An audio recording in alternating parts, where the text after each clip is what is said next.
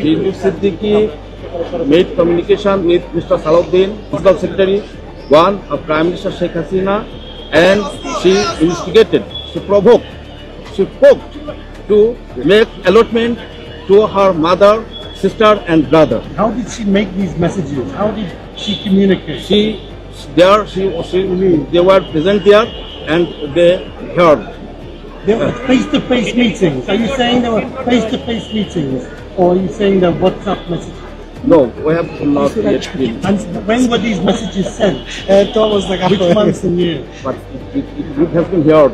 But Usman Ghani and Ujjal Hossain, who were very close to Mr. Salahuddin Ahmed. বঙ্গবন্ধুর নাতনি tulip Siddique MP যুক্তরাজ্যের রাজনীতিতে পরিচিত নামই কেবল নন, অনেকে মনে করছিলেন যে লেবার পার্টির রাজনীতিতে তিনি অনেক দূরে যাবেন, এমনকি প্রধানমন্ত্রী পর্যন্ত হওয়ার যোগ্য ছিলেন তিনি।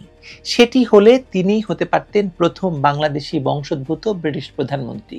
কিন্তু দুর্ভাগ্যজনকভাবে বাংলাদেশে তার জন্ম এবং এমন এক পরিবারে তার জন্ম, যে পরিবার তথা তার নানা বঙ্গবন্ধু শেখ মুজিবুর রহমানকে যারা মেরে ফেলেছে, বাংলাদেশের স্বাধীনতা বিরোধীরা তার জীবদ্দশায় যেমন তার বিরোধিতা করেছে, তেমনি তার মৃত্যুর পর তার পরিবারের সদস্যদের ক্রমাগত আক্রমণ করে যাচ্ছে।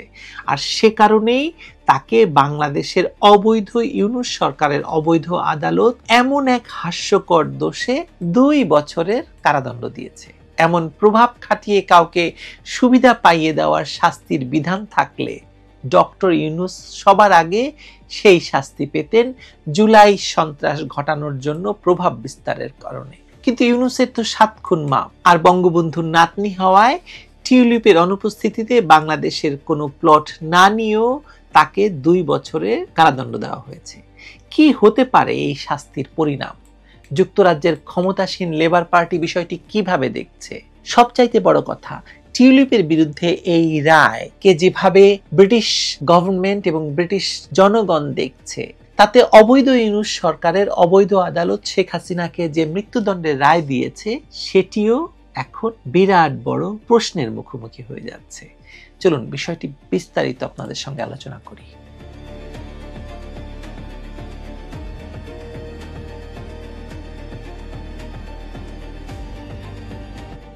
বিদেশে কোনো বাংলাদেশি বংশোদ্ভূত কেউ কিছু অর্জন করলে তাতে গোটা বাংলাদেশ খুশি হয়, গর্বিত হয়, যেমনটি বাংলাদেশ হয়েছিল ডক্টর মোহাম্মদ ইউনূসের নোবেল পুরস্কার অর্জনের পর।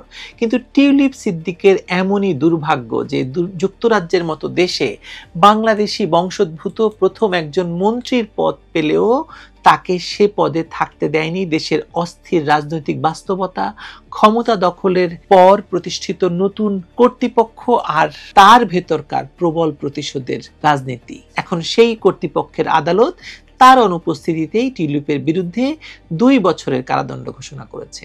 যে অভিযোগে তাকে সাজা দেওয়া হয়েছে মায়ের উপকারে তার খালা প্রধানমন্ত্রী শেখ হাসিনার উপর প্রভাব বিস্তার করা। এরকম হাস্যকর অভিযোগকে সত্যি মনে করবে এমন শত্রুও হয়তো তার খুঁজে পাওয়া যাবে না। শেখ হাসিনাকে যারা চেনেন, তাকে প্রভাব বিস্তারের জন্য তারই বোনের মেয়েকে তার উপর প্রভাব খাটানোর জন্য যুক্তরাজ্যের এমপি হতে হবে? ভাবা যায়? এরকম প্রভাব তার উপর খাটানো গেলে তো আমরা এতদিন সেন্ট মার্টিন, তেল গ্যাস বন্দর সবই কারো না কারো প্রভাব বিস্তারের কারণে হারাতাম, তাই না? শেখ হাসিনা সেগুলো বিদেশিদের হাতে তুলে দিতেন কারো না কারো প্রভাবে। কি দিতেন না? কই, সেটা তো পারা যায় নাই। প্লটের ক্ষেত্রে পারা গেল, আর এত বড় তেল গ্যাস বন্দর সেন্ট মার্টিন প্রভাব খাটিয়ে কিছু করা গেল না। হাস্যকর তো বটেই। আমি আবারও ব্রিটিশ সাংবাদিক ডেভিড বার্গম্যানের একটি স্ট্যাটাস থেকে ধার করে আপনাদের সঙ্গে কিছু তথ্য শেয়ার করব। তিনি তার ফেসবুকে যে স্ট্যাটাসটি ইংরেজিতে দিয়েছেন এই রায়ের পর, তা থেকে কিছু অংশের এআই অনুবাদ আপনাদেরকে পড়ে শোনাবো। তিনি বলছেন, বিচারক রায় ঘোষণার সময় টিউলিপ সিদ্দিকী সম্পর্কে যা বলেছেন, অভিযুক্ত শেখ রেহানা সিদ্দিক তার বোন সাবেক প্রধানমন্ত্রী শেখ হাসিনাকে প্রভাবিত করে পূর্বাঞ্চল হাউজিং প্রকল্পে একটি প্লট নিয়েছেন, এটি প্রমাণিত, এটি বিচারক বলছে।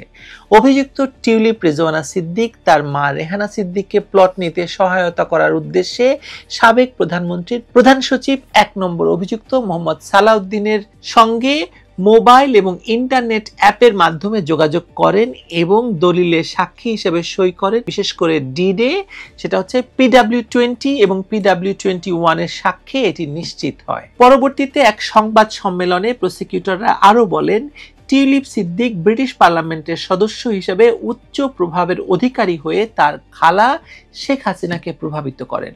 যেহেতু শেখ হাসিনা আগেই নিজের নামে ও তার 2 সন্তানের নামে 3টি প্লট নিয়েছিলেন, টিউলিপ সিদ্দিক তার খালাকে বলেন, আপনি যখন 3টি প্লট নিয়েছেন, আপনাকে আমার মা এবং আমার ভাই বোনদেরও 3টি প্লট দিতে হবে। জনপদ এবং গণপূর্ত মন্ত্রণালয়ের 2 জন সাক্ষী এসব বিষয়ে সাক্ষ্য দিয়েছেন। ভাবুন একবার, আরো বিস্তারিত বলছি। তিনি আরো লিখেছেন যে টিউলিপ সিদ্দিক কিভাবে প্রভাব খাটিয়েছেন সে বিষয়ে আমরা আদালতে সাক্ষী হাজির করেছি। বিভিন্ন অ্যাপ এবং টেলিফোনের মাধ্যমে দেশে এসে সাবেক প্রধানমন্ত্রীর প্রধান সচিব সালাউদ্দিন সাহেবের মাধ্যমে তিনি প্রভাব খাটিয়েছেন। এরপর ডেভিড বার্গম্যান এক প্রশ্ন করছেন প্রসিকিউটরকে, তার উত্তরে প্রসিকিউটর বলছেন, সাক্ষী ওসমান গনি এবং উজ্জ্বল হোসেন ম্যাজিস্ট্রেটের সামনে বলেছেন যে টিউলিপ সিদ্দিক প্রধান সচিব সালাউদ্দিন সাহেবের সঙ্গে যোগাযোগ করেছিলেন এবং তিনি উস্কানি, প্ররোচনা, চাপ সবই দিয়েছিলেন তার মা, বোন এবং ভাইয়ের বরাদ্দ নিশ্চিত করতে। আপনি চিন্তা করেন যে শেখ হাসিনাকে নাকি উস্কানি, প্ররোচনা এবং চাপ সবই দেওয়া হয়েছিল। এরপর কিছু সাংবাদিক কিছু প্রশ্ন করেন, সেগুলো ডেভিড বার্গম্যান তার স্ট্যাটাসে লিখেছেন। সাংবাদিক প্রশ্ন করছেন তিনি কিভাবে বার্তা পাঠালেন, কিভাবে যোগাযোগ করতেন। প্রসিকিউটর উত্তর দিচ্ছেন তারা সেখানে উপস্থিত ছিলেন এবং তারা শুনেছেন। সাংবাদিক আবার প্রশ্ন করছেন, আপনি কি বলেছেন মুখোমুখি সাক্ষাৎ হয়েছিল নাকি আপনি বলছেন হোয়াটসঅ্যাপ বার্তা? প্রসিকিউটর উত্তর দিচ্ছেন টেলিফোন অথবা অন্য কোনো অ্যাপ। তারা বলেছেন যে তারা টিউলিপ সিদ্দিকের সঙ্গে যোগাযোগ করেছেন। সাংবাদিক আবার প্রশ্ন করছেন, তাহলে কি আপনারা হোয়াটসঅ্যাপ বার্তার স্ক্রিনশট পেয়েছেন? প্রসিকিউটর বলছে, না, আমরা এখনো পাইনি। সাংবাদিক বলছে, আর এসব বার্তা কখন পাঠানো হয়, কোন মাসে, কোন বছর? প্রসিকিউটর তখন আমতা আমতা করে বলছেন, তবে এটি শোনা গেছে ওসমান গনি এবং উজ্জ্বল হোসেনের কাছ থেকে, যারা সালাউদ্দিন আহমেদের খুব ঘনিষ্ঠ ছিলেন। আর সালাউদ্দিন আহমেদ ছিলেন টিউলিপ সিদ্দিকী, শেখ রেহানা, শেখ হাসিনা এবং অন্যদের খুব ঘনিষ্ঠ। স্পষ্ট যে টিউলিপ সিদ্দিকের বিরুদ্ধে কি প্রমাণ উপস্থাপন করা হয়েছিল তা বুঝতে হলে ওই 2 সাক্ষীর পূর্ণ বিবৃতি দেখা প্রয়োজন। ইঙ্গিতটি হলো, সাক্ষীরা দাবি করেছেন যে তারা উপস্থিত ছিলেন যখন সিদ্দিক ভূমি বরাদ্দ বিষয়ে হাসিনার প্রাইভেট সেক্রেটারি সালাউদ্দিনের সঙ্গে কথা বলছিলেন। তবে প্রসিকিউটররা বলছেন যে তাদের কাছে এমন কোনো হোয়াটসঅ্যাপ বার্তার স্ক্রিনশট নেই। এই হচ্ছে অবস্থা। আপনি বুঝুন যে শেখ হাসিনাকে প্রভাব বিস্তার করার জন্য টিউলিপ সিদ্দিকীকে সালাউদ্দিনের কাছে যেতে হয়। সালাউদ্দিন হচ্ছে শেখ হাসিনার পিএস। আপনি ভাবুন ব্যাপারটা। টিউলিপ সিদ্দিকী ঘরের মধ্যে শেখ হাসিনাকে পান না, যুক্তরাজ্যে আসলে পান না, কোথাও পান না, কিন্তু সালাউদ্দিনকে ধরে তার বোনের জন্য এই প্লট নিতে হয়। যাই হোক, এই রায় এসেছে এমন এক সময় যখন বাংলাদেশের ক্ষমতা বদলের পর রাজনৈতিক প্রতিহিংসা, বিচারিক প্রক্রিয়ার স্বচ্ছতা, আইনজীবীহীন বিচার, গৃহবন্দী আইনজীবী, এসব নিয়ে আন্তর্জাতিক অঙ্গনে প্রশ্নের পর প্রশ্ন উঠছে। শেখ হাসিনার সরকার পতনের পর থেকে যেসব মামলা টানা চলছে তার অধিকাংশই জনসম্মুখে রাজনৈতিক উদ্দেশ্য প্রণোদিত হিসেবে প্রমাণিত হয়েছে। সেই তালিকায় টিউলিপ সিদ্দিকের মামলাও যুক্ত হলো।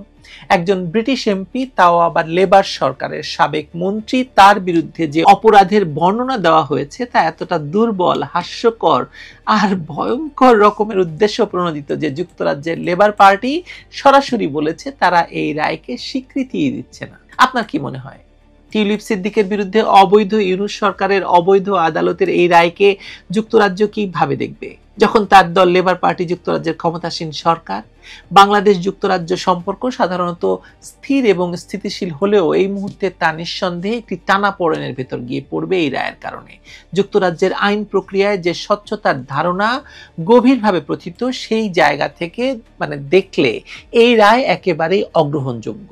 লেবার পার্টির বিবৃতিতে তাই জোর দিয়ে বলা হয়েছে যে টিউলিপ সিদ্দিক তার বিরুদ্ধে আনা অভিযোগের বিস্তারিত কখনো পাননি, তার আইনজীবীকে দলিল দেখানো হয়নি, এমনকি আদালতে তার প্রতিনিধি উপস্থিত থাকার সুযোগও দেওয়া হয়নি।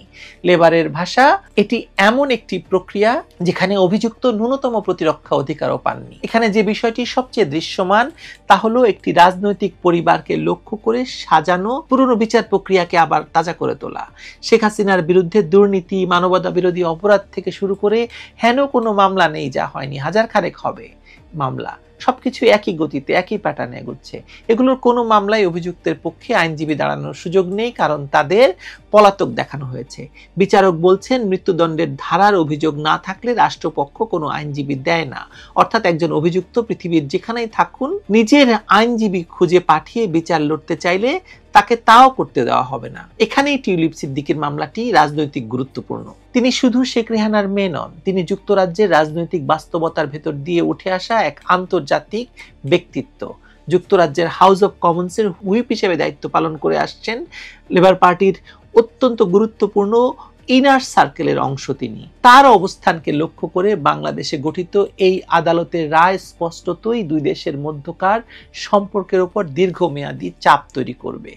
বাংলাদেশের রাজনীতিতে টিউলিপ সিদ্দিকীর পরিবার, এই পরিবারকে আপনারা যেভাবেই দেখুন না কেন, তিনি কিন্তু তার পরিবারের বাইরে বিশ্ব মঞ্চে তার আলাদা ক্যারিয়ার এবং আলাদা পরিচয় তৈরি করেছেন। তার বিরুদ্ধে যে অভিযোগ অ্যাপ ও ফোনে কথা বলে হাসিনাকে প্রভাবিত করা, তাও আবার শেখ হাসিনার পিএস সালাউদ্দিন সাহেবকে ধরে, বিষয়টি এমন হাস্যকর যে যুক্তরাজ্যের কোনো মানদণ্ডে এটি প্রমাণ হিসেবে গণ্য হবে না। জানি না আপনাদের মনে এটা বিশ্বাসযোগ্য হচ্ছে কিনা, বরং এটা বললেও হতো যে টিউলিপ সিদ্দিক নিজে চাপ দিয়ে শেখ হাসিনাকে দিয়ে কাজটি করিয়েছেন, স্নেহের চাপ বললেও ভালো শোনাতো। অথচ এখানে দুজন সাক্ষী বলছেন তারা শুনেছেন।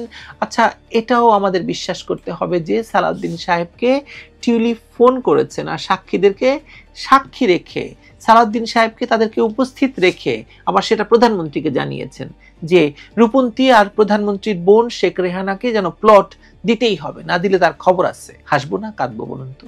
এমন শুনাশুনির ভিত্তিতে কারো বিরুদ্ধে সাজা দেওয়া, এবং তাও আবার যুক্তরাজ্যের একজন এমপি, কতটা দুর্বল দৃষ্টান্ত। এটা তো বোঝার জন্য আইনবিদ হওয়ার দরকার নেই আপনার, আমরা সাধারণ মানুষও বুঝতে পারি। প্রসিকিউটর নিজেও বলতে পারছেন না যে কোনো হোয়াটসঅ্যাপ স্ক্রিনশট আছে কিনা, টেলিফোন রেকর্ড আছে কিনা, এমনকি কোনো নির্দিষ্ট তারিখও তার জানা নেই। শুধু বলা হচ্ছে একজন ছিলেন, তিনি শুনেছেন।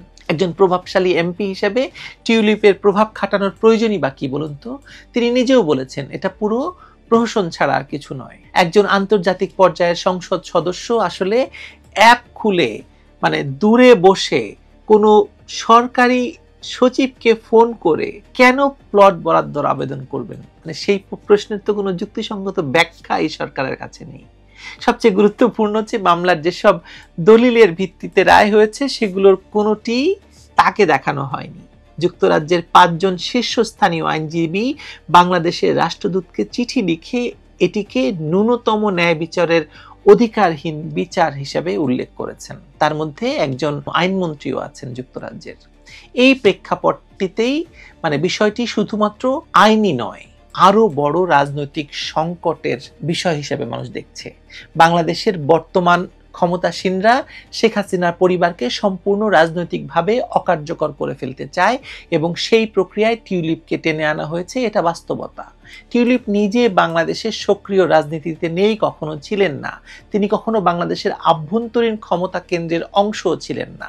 তিনি বাংলাদেশে তার যে আত্মীয় স্বজনরা আছেন, যাদের বিরুদ্ধে রাজনৈতিক ক্ষমতার অপব্যবহারের কথা আছে, তিনি সেই লিগে নেই, সেই ভরকেন্দ্রে কখনো তিনি ছিলেন না। তবু তাকে এই প্রক্রিয়ায় যুক্ত করা হচ্ছে যেন মূল উদ্দেশ্য পুরো পরিবারকে আন্তর্জাতিক অঙ্গনে বিতর্কিত করা যায়। এখন যুক্তরাজ্যের সরকার টিউলিপের বিরুদ্ধে এই রায়কে স্বীকৃতি না দিলে পরবর্তী পদক্ষেপ তাহলে কি হবে? যুক্তরাজ্যের বিচার শাস্ত্রে বিদেশি রায় স্বীকৃতি দেওয়ার নিয়ম আছে, তবে তার জন্য সেই রায়কে ফেয়ার জাজমেন্ট হতে হয়। এই মামলার প্রক্রিয়া তো ন্যায্য নয়, স্পষ্ট। তাহলে সে দেশের আদালত এটিকে মানবে কেন বলেন তো? লেবার পার্টি ইতিমধ্যে বলেছে টিউলিপের বিরুদ্ধে কোনো তদন্ত চলছে না, কোনো ডিসিপ্লিনারি অ্যাকশন নেই, তিনি আগের মতোই দায়িত্ব পালন করছেন। তার মানে হচ্ছে ধীরে ধীরে বিষয়টি হয়ে উঠছে একটি রাজনৈতিক সংকটের দিকে চলে যাওয়া ঘটনা। যুক্তরাজ্য কখনোই তাদের একজন বর্তমান এমপির বিরুদ্ধে এভাবে গঠিত রায়কে মানবে না। বাংলাদেশে এই রায়গুলো একের পর এক ঘোষণা হচ্ছে, কিন্তু সেগুলো আন্তর্জাতিকভাবে গ্রহণযোগ্য হবে কিনা সেটা তো বড় প্রশ্ন। আর এখানেই দুই দেশের সম্পর্ক অদ্ভুত একটা মোচড় নেবে। বিষয়টা দেখে অবাক হবেন নাকি হাসবেন সেটা বোঝাই মুশকিল। টিউলিপ সিদ্দিক বাংলাদেশের কোনো প্লটই নেননি, তবু তার নামে 2 বছরের কারাদণ্ড দেওয়া হয়েছে। অন্যদিকে তার ভাই ববি সিদ্দিক আর রূপন্তী সিদ্দিক প্লট নিয়েছেন, কিন্তু তারা মামলার আসামিও নন। কারণ একটাই, ব্রিটিশ রাজনীতিতে টিউলিপের শক্ত অবস্থানকে বিতর্কিত করা। এতদিন হাজার হাজার কোটি টাকা পাচারের গল্প শুনিয়ে এখন এইসব হাস্যকর মামলা দিয়ে আসছে প্রতিহিংসা চরিতার্থ করার জন্য। এই মামলার আরেকটি দিক হলো, এত সব অভিযোগের ভিড়ে সবচেয়ে কম যুক্তিযুক্ত অভিযোগটি টিউলিপের নামে। শেখ হাসিনা এবং শেখ রেহানাকে নিয়ে বাংলাদেশের আভ্যন্তরীণ রাজনৈতিক আলোচনা হতেই পারে, এবং ইউনূসের সেটা ছাড়া তো আর কোনো কাজ নেই। ইউনূসের কোনো রাজনীতিও নেই শেখ হাসিনা বিরোধিতা করা ছাড়া। কিন্তু টিউলিপের নাম এখানে যেভাবে যুক্ত হলো, তাতে পরিষ্কার যে বঙ্গবন্ধুর নাতনি হওয়ার কারণে তাকে তার মূল্য দিতে হচ্ছে। তিনি বাংলাদেশের রাজনীতির খেলায় কোনো পক্ষ নন, কিন্তু তার পরিচয় তাকে এই খেলায় টেনে এনেছে, এবং ডক্টর ইউনূস মনে করছেন তিনি বিরাট এক বাজিমাত করে ফেলেছেন। কিন্তু ডক্টর ইউনূস এখানেই ধরাটা খেয়েছেন। শেষ করব সেটা দিয়ে। টিউলিপ সিদ্দিক যে আজও যুক্তরাজ্যের সংসদে তার দায়িত্ব পালন করছেন এবং লেবার পার্টি পুরোপুরি তার পাশে দাঁড়িয়েছে, এটাই প্রমাণ যে এই রায়ের রাজনৈতিক প্রভাব বাংলাদেশের ভেতরে সীমাবদ্ধ, যুক্তরাজ্যে নয়। আন্তর্জাতিক আইনের জায়গায় এর কোনো মূল্য নেই, বরং এই রায় বাংলাদেশের বিচারিক সুনামের উপর একটি বড় প্রশ্নবোধ চিহ্ন হিসেবে প্রমাণিত হচ্ছে। আর এটাই হবে অবৈধ ইউনূস সরকারের অবৈধ আদালতের বিরুদ্ধে সবচেয়ে বড় প্রমাণ। এমনকি শেখ হাসিনাকে যে ফাঁসির রায় দেওয়া হয়েছে, তার বিরুদ্ধেও এই রায়টি ব্যবহৃত হবে আন্তর্জাতিকভাবে, যে ইউনূসের সকল রায়, ইউনূসের সকল কার্যক্রম অবৈধ এবং উদ্দেশ্য প্রণোদিত। ইউনূস এই গ্যারাকল থেকে বেরোতে পারবেন না। ইঁদুর মারার যে কলটি ইউনূস নিজে হাতে পেতেছেন, তাতে এখন তার নিজের ঠ্যাং আটকে গিয়েছে। এবার ইঁদুর মারার কল থেকে ঠ্যাং ছাড়ানোর চেষ্টা করে যান মহাজন, দেখি কতটুকু কি পারেন। আপনি না আন্তর্জাতিক মানের খেলোয়াড়, খেলেন, ঠ্যাং ভেঙে দিবে। ভালো থাকুন সবাই।